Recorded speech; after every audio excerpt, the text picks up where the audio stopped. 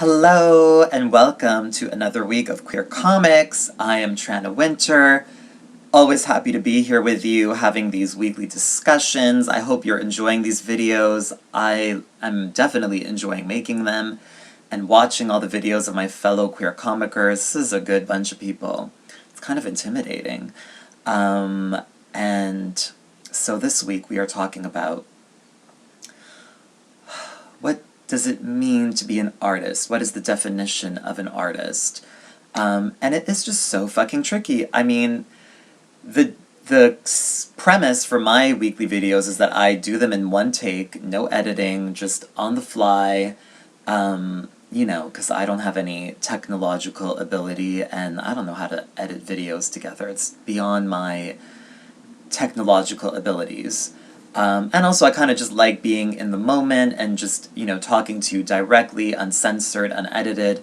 But I have to admit, like today, this is like the fourth time that I've stopped and restarted this video because I don't really know where to start on this topic. It's a tricky one. I have always loved the arts, everything related to the arts.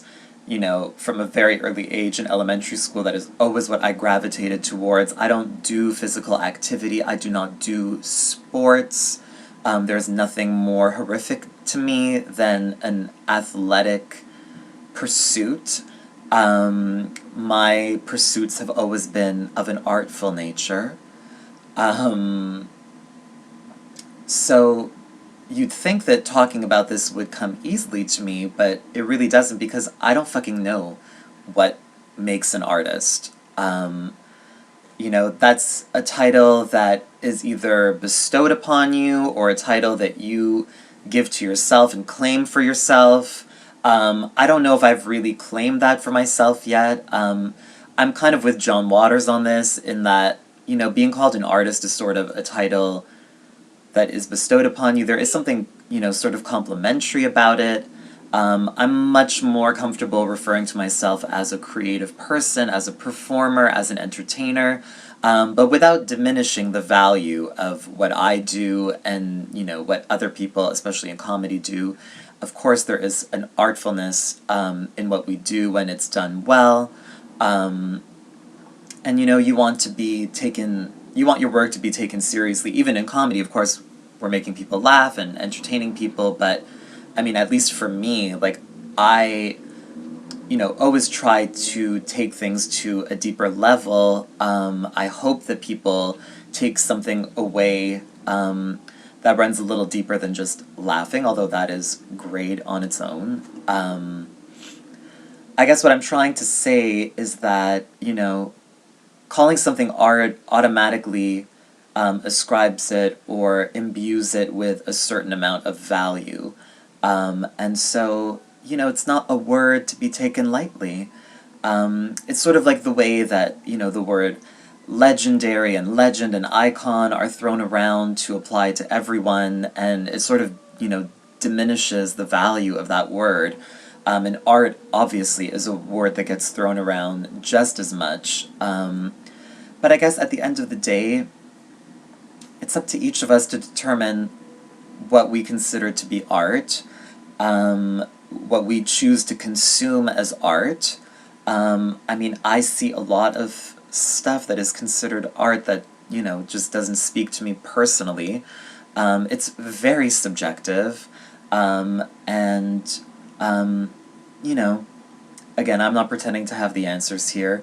I just like what I like and, you know, consume what I enjoy consuming. I remember, you know, being in university, I did my major in creative writing, and there was a lot of English lit classes that I had to take, and it's sort of like you're forced to, you know, discover the literary canon, and you're sort of, these works are sort of pushed on you as being great works of art. And you're supposed to love them and be into them, and just like, you know, reading these books is supposed to make you a better, smarter person, and I really don't agree with that school of thinking. When it comes to any kind of creative field, whether it's the visual arts or the literary arts or the performing arts, I don't really believe in canons. It's all subjective. And just because, you know, hundreds of scholars or critics might think that a certain piece of work is genius, if you don't like it, who the fuck cares? Nothing is that precious. It's all just about your individual taste and enjoying what you enjoy. I don't believe in the pretentiousness of a canon.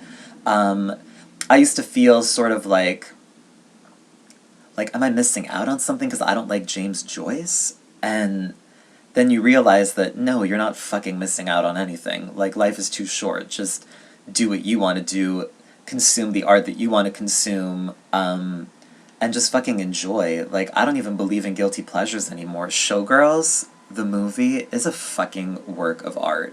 It's like the greatest work of art ever made. Does that mean everyone is going to agree with that statement? Of course not. And, you know, maybe that's, you know, what art comes down to. It's about contradiction, it's about different ideas, it's about opinions, it's about, you know, it's about what you take away from it. And again, you know, someone can read James Joyce and take away a whole lot, and then someone like me reads it and can't even get past the first 5 pages because it's just excruciating. I don't know why I'm on a James Joyce attack tonight, but that's just where I'm at in this moment. You know, who do I look up to as, like, the great artist? John Waters is definitely one of them. Again, I know he doesn't use that word to describe himself, but I think that, you know, he's an amazing artist. I mean, whatever, who cares who I think is a great artist or not? I just love what I love, and I'm unapologetic about it and unashamed about it, and fuck the canon, and have an artful night, have an artful week, and I'll see you soon. Bye.